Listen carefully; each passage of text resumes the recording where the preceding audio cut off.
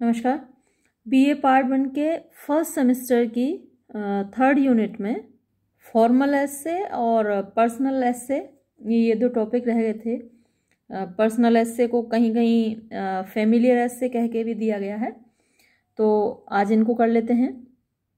Formal essay can be defined, यानी formal एसे, formal means औपचारिक, तो औपचारिक निबंध को परिभाषित किया जा सकता है एज अ कंपैरेटिवली, यानी तुलनात्मक रूप से ब्रीफ, छोटा, लिटरेरी क्रिएशन, लिटरेरी साहित्यिक क्रिएशन, रचना, इन प्रोज, गद्य में, इन विच, जिसमें कि अ राइटर, एक लेखक, कंसीडर्स, विचार करता है, अ टॉपिक, एक शीर्षक पर, ऑर्डिनरीली, सामान्य रूप से, लिमिटेड, सीमित होता है, इन स्कोप, अपने विस्तार में, और इंटेंट्स, या फिर उसका इरादा होता है, टू कन्विंस, विश्वास दिलाने का, विश्वास में लेने का, द रीडर, पाठक को, टू एडमिट, स्वीकार करने के लिए, अ सर्टेन, एक निश्चित पॉइंट ऑफ व्यू, दृष्टिकोण को। फॉर्मल एसेज यानी औपचारिक निबंध आर रिटन, लिखे जाते हैं, इन अ पर्टिकुलर स्टाइल, एक विशेष तरीके से, एक विशेष शैली में। दे फॉलो, वो अनुकरण करते हैं, अ सेट स्ट्रक्चर, एक निश्चित स्ट्रक्चर का। दे आर कैरेक्टराइज्ड, यानी उनमें कुछ विशेषता होती हैं, और जिसमें कि जो विशेषता होती है बाय अ सीरियस पर्पस, एक तो सीरियस मीन्स गंभीर, पर्पस उद्देश्य होता है। लॉजिकल ऑर्गेनाइजेशन, लॉजिकल तार्किक, ऑर्गेनाइजेशन यानी संगठन होता है, वो संगठित होता है लॉजिकली। एंड फॉर्मेलिटी, और उसमें औपचारिकता होती है, ऑफ द वोकेबलरी, यानी शब्दों की। तो जब औपचारिक, जैसे आप औपचारिक पत्र भी लिखते हैं, फॉर्मल ऐसे, इनफॉर्मल ऐसे में यही तो अंतर होता है। वो 8th यूनिट में अभी हम पढ़ेंगे कि जो फॉर्मल है, औपचारिक है, वो ऐसे लोगों के लिए लिखा जा रहा है जो आपके मतलब कि ना रिश्तेदार हैं, ना आपके दोस्त हैं, ना आपके परिवार के मेंबर हैं। तो उनके लिए जब आप शब्द यूज़ करते हैं, उनसे जब बात करते हैं, तो जो आपका लहजा होता है थोड़ा अलग होता है, फॉर्मल होता है, आप हंसी मजाक नहीं करते उनसे। तो यही बात यहाँ फॉर्मल ऐसे में भी है। तो जो औपचारिक चीज़ें हैं वो औपचारिकता ही निभाई जाती हैं उनमें। एक डेकोरम रखा जाता है, एक ग्रेसफुलनेस होती है, एक गरिमा होती है जो हम मेंटेन करते हैं। तो वोकेबलरी जो होती है वो गरिमामय होती है।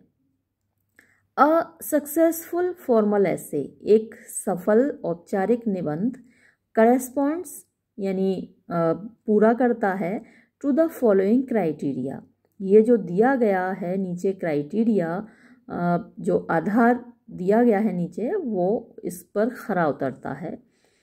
पहला, it is well structurally organized, तो ये इट इज़ वेल यानी ये ठीक तरीके से, स्ट्रक्चरली जो इसका स्ट्रक्चर होता है, जो इसकी संरचना होती है, वो ऑर्गेनाइज्ड, संगठित होता है।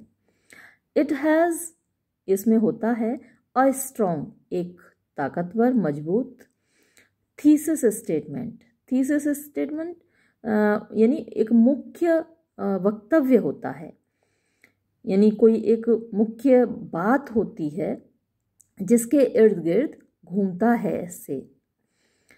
The supporting points of the thesis, यानी जो सपोर्टिंग यानी समर्थन वाले बिंदु होते हैं, पॉइंट्स, बिंदु, ऑफ द थीसिस, उस मुख्य बात के, आर, होते हैं, लॉजिकली, तार्किक रूप से, अरेंज्ड, व्यवस्थित।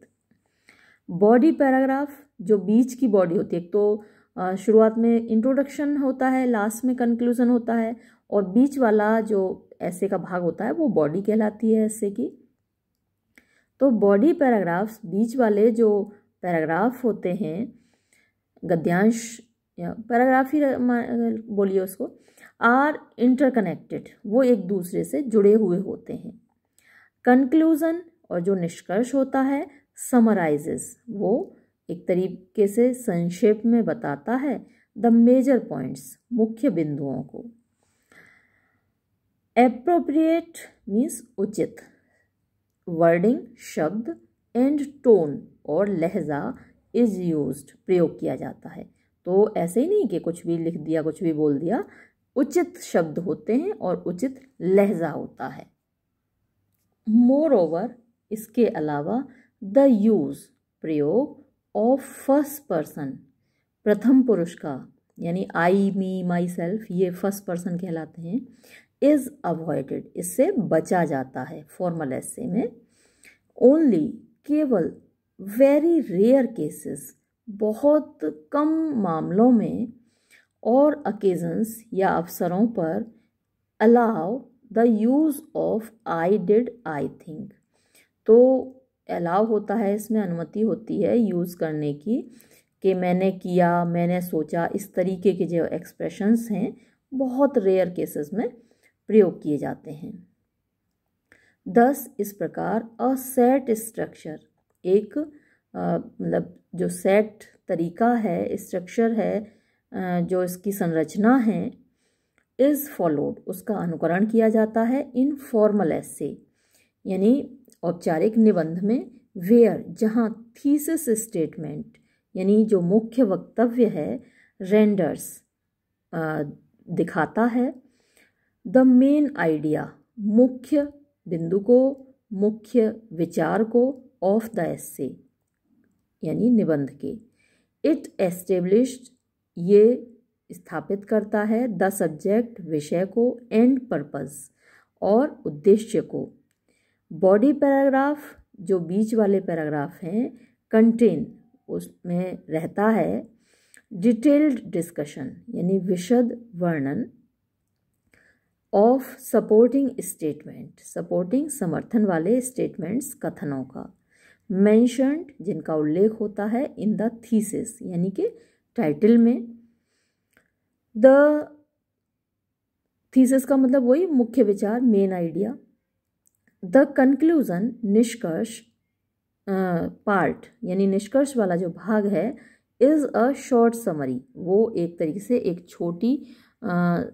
छोटा संक्षिप्त विवरण होता है, समरी होती है, ऑफ द मेन आइडियाज़, मुख्य विचारों की, सो एज टू, ताकि वो प्रोड्यूस, उत्पन्न कर सकें, द मोस्ट परसुएसिव, सबसे अच्छा, परसुएसिव क्या होता है, किसी को विश्वास दिलाने वाला, तो विश्वसनीय कह सकते हैं, इफेक्ट, प्रभाव, ऑन द रीडर, पाठक पर, तो पढ़ने वाले को लेखक की बातों पर मतलब विश्वास हो जाए, इस तरीके से इस एसे को लिखा जाता है। अब जैसे आपने मेरे साथ CEM जोड़ का एसे पढ़ा था, हिस्ट्री ऑफ सिविलाइजेशन, तो वो एक फॉर्मल एसे था। आपने हर्बर्ट रीड को पढ़ा मेरे साथ, वर्क एंड प्ले, वो भी एक फॉर्मल एसे था। और अभी फर्स्ट सेमेस्टर में आपने फ्रांसिस बेकन को पढ़ा है, तो इसमें ऑफ स्टडीज़ जो एसे आपने पढ़ा वो एक फॉर्मल एसे है, क्योंकि वहाँ कहीं भी बेकन ने आई, मी, माई सेल्फ, इन सबको यूज़ नहीं किया। और आपने पढ़ा था एक, देखिए बाकियों को इसमें शामिल नहीं कर सकते आप, बाकियों को फिर आप पर्सनल एसे में शामिल करेंगे, जैसे कि ऑन स्माइल्स था, ड्रीम चिल्ड्रन था। तो ये जो अभी मैं नेक्स्ट वीडियो बनाने वाली हूँ पर्सनल एसे, उसमें नाम आएगा ड्रीम चिल्ड्रन का और ऑन स्माइल्स, क्योंकि ये पर्सनल बातें थी इसमें। तो आपके सिलेबस में से ऑफ स्टडीज़ को आप इसमें एक एग्जाम्पल के रूप में दे सकते हैं और डिस्कस भी कर सकते हैं। जब आप एग्ज़ाम में लिखें इसका आंसर फॉर्मल एसे का, तो आप उसमें ऑफ स्टडीज़ का एग्जाम्पल दे सकते हैं। तो एक तो आप एग्ज़ाम अगर डेस्क्रिप्टिव हुआ तो आपसे पूछा जा सकता है कि क्वेश्चन मान लीजिए आएगा, write a note on formal essay, तब तो आप अभी आपने जितना सब कुछ पढ़ा है वो लिखेंगे, और साथ में जो एसेज आपने पढ़े हों फॉर्मल, जैसे मैंने अभी आपको एग्जांपल दिया, आपने ऑफ स्टडीज़ मेरे साथ पढ़ा हुआ है, तो आप उसको उसमें डिस्कस कर दीजिएगा, तो आपका डेस्क्रिप्टिव क्वेश्चन तैयार हो जाएगा। और मल्टीपल चॉइस में आपको 2, 3 या 4 एसेज के नाम दिए होंगे, और फिर आपसे कहा जाएगा कि इनमें से बताइए कि कौन सा ऐसे फॉर्मल है, तो आपको पहचानना है, या फिर कौन सा ऐसे पर्सनल है, तो आपको पहचानना है। तो ऐसे पढ़ते वक्त आप इस पर ध्यान दीजिए कि ऑथर अगर फॉर्मली बात कर रहा है ना, औपचारिक रूप से बात कर रहा है, किसी टॉपिक को लेके गंभीर उस पर मंथन कर रहा है, लेकिन कहीं आई, मी, माई सेल्फ ये सब अपने पर्सनल व्यूज़ नहीं दे रहा है, पर्सनल बातें नहीं कर रहा है, तो वो फॉर्मल एस्से में आएगा। तो पढ़ते वक्त इस बात पर ध्यान दिया कीजिए। और अगर वो अपनी बात बता रहा है कि मैं वहाँ गया, मैंने ये किया, मेरे ये प्लान है, तब वो पर्सनल एस्से में आएगा। तो अगले वीडियो में जब हम पर्सनल एस्से डिस्कस करते हैं तो फिर आगे बात करते हैं। मुझे लगता है ये वीडियो हम यहीं समाप्त करें। धन्यवाद।